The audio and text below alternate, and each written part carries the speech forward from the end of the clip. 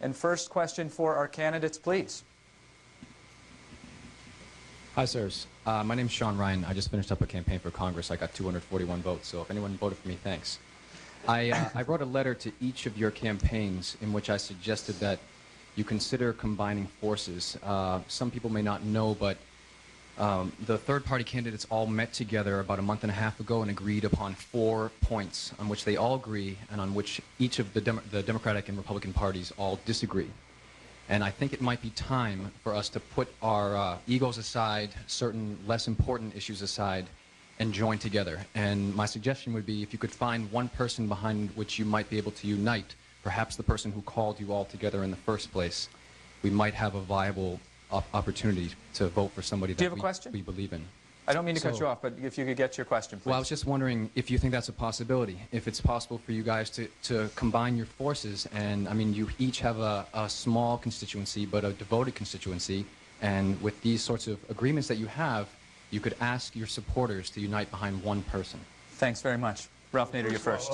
A lot of our positions are supported by the majority of the American people. Take the civil liberties, take the bailouts, for example, take the enormous waste in the military budget and corporate subsidies. I think there's a lot of support for that.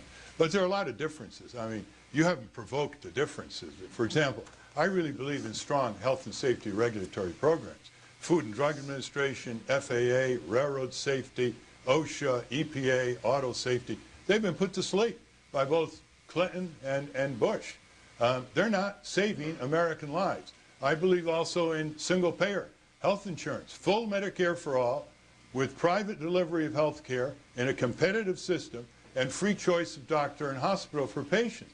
20,000 Americans die every year, according to the Institute of Medicine, because they can't afford health insurance.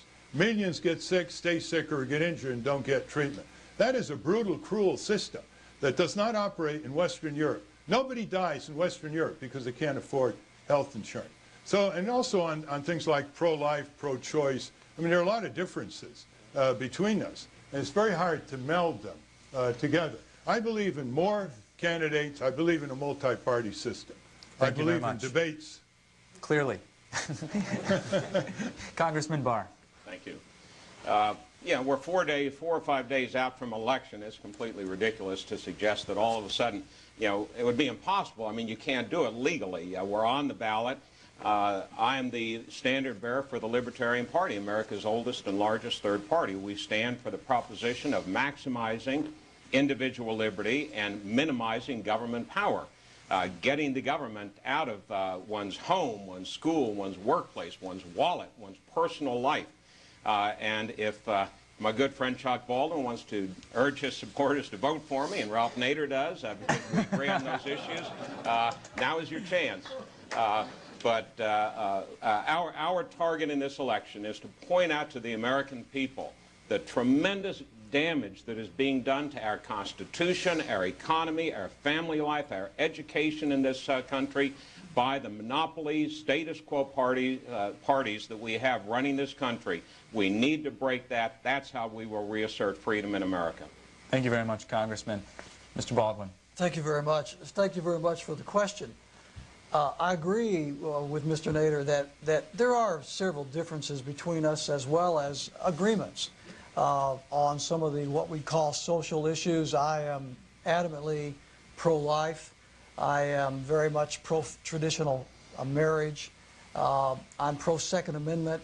I, again, very much believe that we must secure our borders from illegal immigration.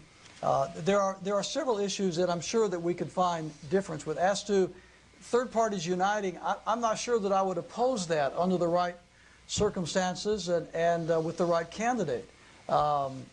It's not about me as far as I'm concerned.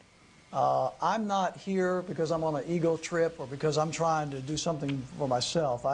I really believe the message must go out, and I'm trying to bring that message to the American people. If Ron Paul were to head up a third-party rally, I would be the first one to throw my flag in his direction. Okay. Our next question.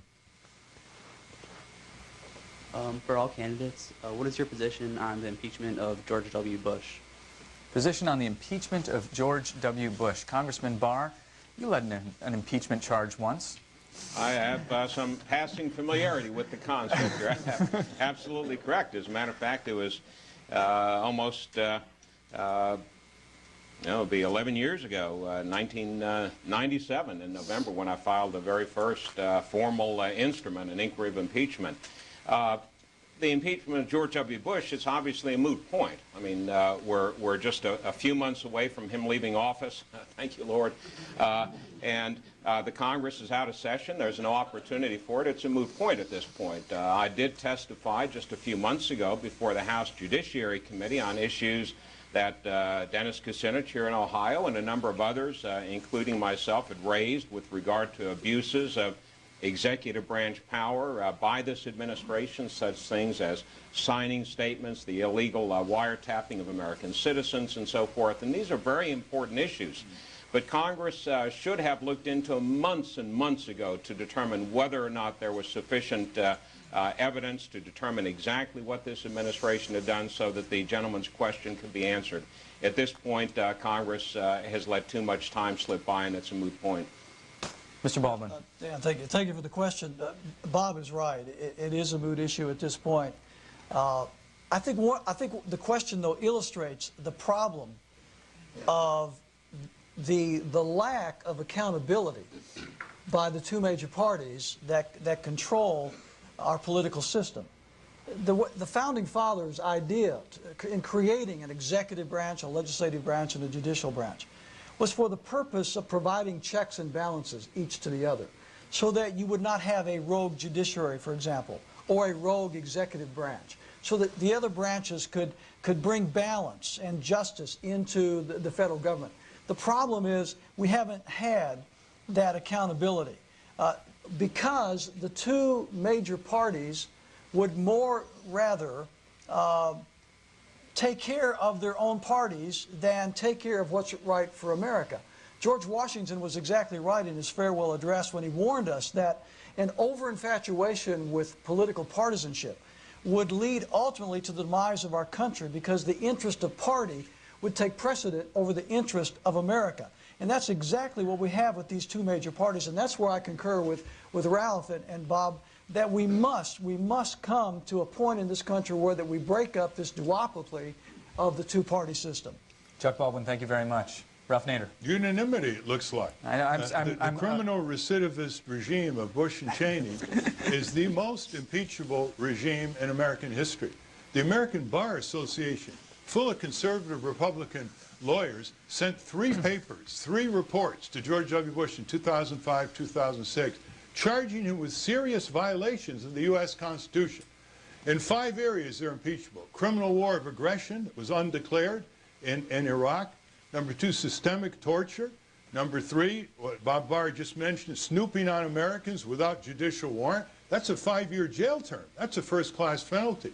Number 4, incarcerating Americans without filing charges, denying them habeas corpus. And number 5, the signing statements by Bush. He set a record where he says, I'll sign this bill by Congress, but I, King George IV, will decide whether to obey it or not.